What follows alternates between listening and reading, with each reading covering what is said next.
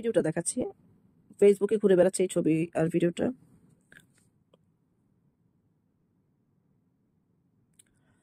এই লোকটা নাকি মানসিক ভারসাম্যহীন, ওকে কিভাবে মেরেছে দেখেন,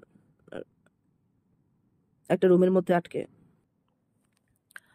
এই বিষয়টা নিয়ে আরো অনেকেই কথা বলেছেন, পোস্ট করেছেন যে ঢাকা বিশ্ববিদ্যালয়ের ফজলুল হক মুসলিম হলের ছেলেরা একজনকে চোর অপরাধে, মানে চোর সন্দেহ করে মব জাস্টিস করে পিটিয়ে মেরে ফেললো। ঢাকা বিশ্ববিদ্যালয়ের ক্যান্টিন, সে ব্যক্তিকে ক্যান্টিনে নিয়ে খাওয়ানো হলো, ছবি তোলা হলো, পোস্ট করা হলো, এবং আমি ওই পোস্টের ছবিটাও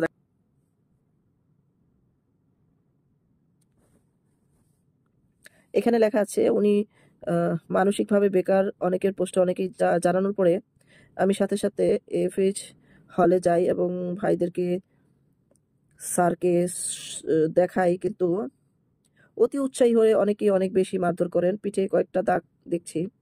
এ অবস্থায় আমরা আশঙ্কাজনক মনে হয়েছে, পরের আপডেট জানি না।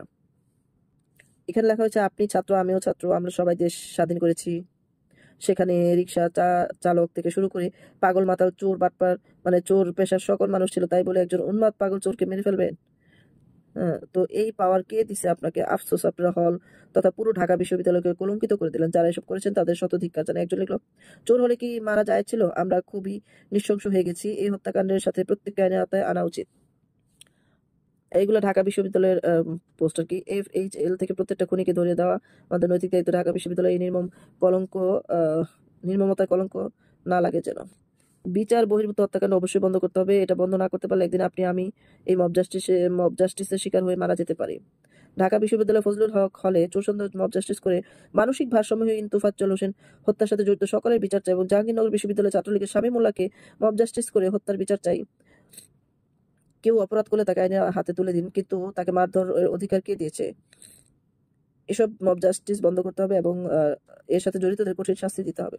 আপনারা দেখেছেন অধিকাংশ পোস্টে বলা হচ্ছে সে মানসিক ভারসাম্যহীন ছিল এবং তাকে অতি উৎসাহিত ভাবে পিটে মারা হয়েছে। আর ঢাকা বিশ্ববিদ্যালয়ের ছাত্র মানে হচ্ছে তারা ফার্স্ট ক্লাস লেভেলের মেধাবী, তো তারা মেধাবী হয়েছে, মানবিক হয়নি।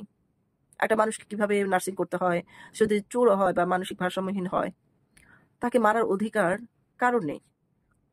তাকে যদি ভালোর জন্য শাসন করা হয়ে থাকে তাহলে ভালো করার জন্য সুযোগ দেওয়া উচিত ছিল, যে সে যেন ভালো হয়। সুযোগ এবং সুবিধা দুটোই দেওয়া উচিত। আর আমরা জানি যে সেনাবাহিনীরা একদম স্ট্রেট হয়ে গেছেন এবং ডক্টর সমস্ত ক্ষমতা দিয়েছেন ওদেরকে, যেন তারা ম্যাজিস্ট্রি লয়ে একদম মানে দাঁড়িয়ে যে কোনো অবিচার অন্যায়ের মানে সাথে সাথে বিচার করতে পারে, দ্রুত মানে ট্রাইব্যুনাল দ্রুত বিচার সবকিছু যেন করতে পারে, ওদেরকে সেই অধিকার দেওয়া হয়েছে। কিন্তু তারপর কেন জানি আইনের প্রতি শ্রদ্ধাশীলতা কারোই নেই।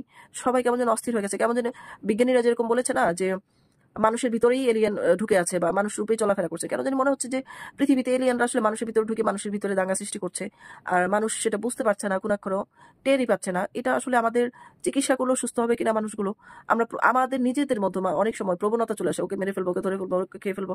কিন্তু নিজেদেরকে আমরা যখন নিয়ন্ত্রণ করি তখন আইনের ভয় বা সামাজিক মর্যাদা হারানোর ভয়ে আমরা হয়তো করি না। তো এই ভয়গুলো আসলে থাকা উচিত, আল্লাহর প্রতিও ভয় থাকা উচিত, বিশ্বাস থাকা উচিত। তো আপনারা সবাই দেখলেন এই ধরনের প্রতিনিয়ত ঘটনাগুলোর আসলে তদন্ত দরকার এবং এগুলো থামানো দরকার। এগুলো বন্ধ করার জন্য যা যা করার দরকার, অন্তর্বর্তী সরকারের কাছে আমার রিকোয়েস্ট থাকবে, আপনি দ্রুত আরো কি করা যায় আপনি চেষ্টা করেন। নিয়ন্ত্রণের বাইরে ওরা আপনাকে প্রমাণ করতে চাচ্ছে যে আপনি নিয়ন্ত্রণ করতে পারছেন না, আপনি ব্যর্থ সরকার, এবং আপনাকে ব্যর্থতা প্রমাণের জন্য সারা পৃথিবীর কাছে আপনাকে খারাপ বানানোর জন্য বা আপনি অযোগ্য প্রমাণ করার জন্যই তারা এই ধরনের কাজ করছে। এর বাইরে অন্য কোনো কিছু ওদের উদ্দেশ্য হতে পারে না।